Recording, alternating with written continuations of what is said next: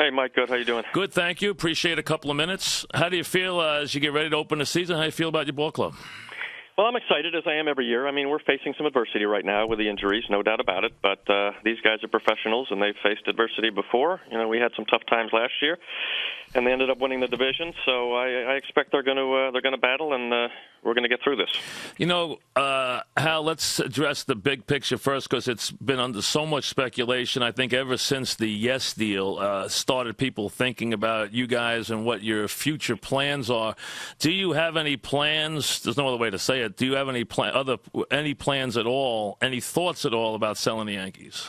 No thoughts at all about selling the Yankees. There's been no discussions with anybody about selling the Yankees. It's been different sources every time, seems like, but always the same story and always inaccurate. What would you say about the Yes deal? How would you describe your portion or your participation in the Yes deal? Well, I think it's great. I mean, Fox is going to be a great partner. They obviously know what they're doing. They've been doing this a long time, and I think it's going to bring great things to the Yes Network and take us to places that, quite frankly, we might not have been able to attain on our own, even though we've done a good job. Why was that a good deal for the Yankees versus where your ownership structure was? Well, I think, we had some partners that wanted to get out, Mike, number one. Right. So we've been looking, here and there for a while. But we had some partners that wanted to get out. Goldman obviously gets into these things for a certain amount of years. Right. And then they want to get out and go on to the next big deal for them. So this made sense. The key was to get a good partner, and we know the Murdochs, and my dad is close with Rupert, and we have known him for a long time. And they know what they're doing. And I think it's going to be good. So the bottom line is some of the partners that wanted to get out are now going to be getting out. And we're going to have a really big, good company that I look at, quite frankly, as a family company, family-run business. Even though it's huge, obviously. So just to be clear, there's nothing to any of this stuff. You guys are committed as a family to be in this for the long term. We are committed as a family to be in this long term. We enjoy this. This is why we're all involved, all of my siblings. And we're going to continue every year to field a championship caliber team. I want the fans to understand that commitment will always be in place because we know they expect it. What is your thought about, if any, about A-Rod and that investigation going on in Miami?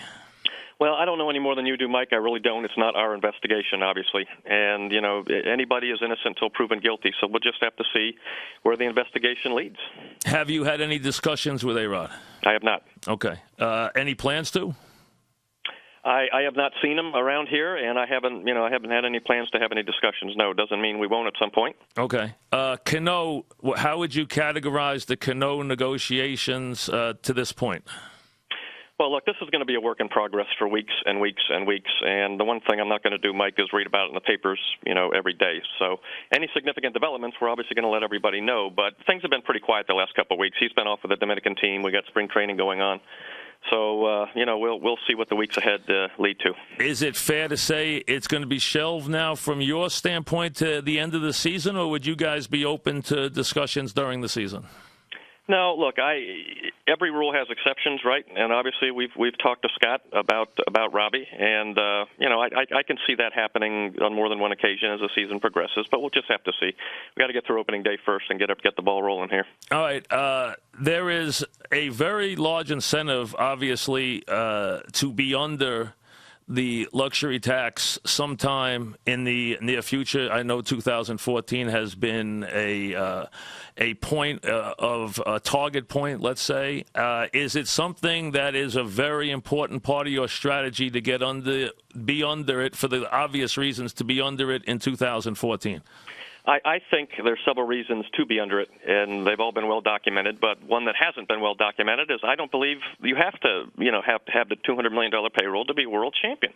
So it is something that's important to us, but only if we're sure we're fielding a championship caliber team. I mean, I just can't say that enough. We are going to field a championship caliber team every single year. Did the idea of being under the 189 next year, did that impact any of your negotiations that went on this past winter? I think the one-year deals were partly that, Mike, but they're partly just because of the age of some of the players. I mean, I think if you can do a one-year deal on a guy that's in their upper 30s it's probably a wise thing to do. As long as he's okay with it, you're okay with it. So I think it was partly due to that. We certainly think ahead, but it's more we're thinking 65-70% of this year because that's what's in front of us. Talking with Hal Steinbrenner, of course, the Yankees managing general partner as we get close to opening day, and the Yankees obviously have had a challenging offseason and challenging spring with all the injuries and everything.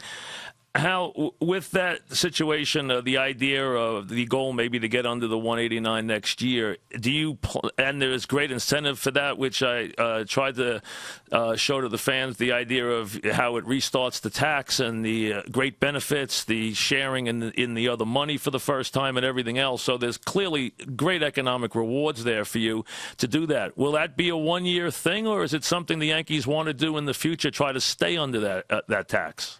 Again, Mike, I think you can be a world champion and have a payroll under 189. Are we there yet? I don't know. We have to see how these young players do this year. And it's going to have to be a good blend, as I've been saying, of young players and the veterans. And that's the way every other team, every other world champion's been the last 10 years.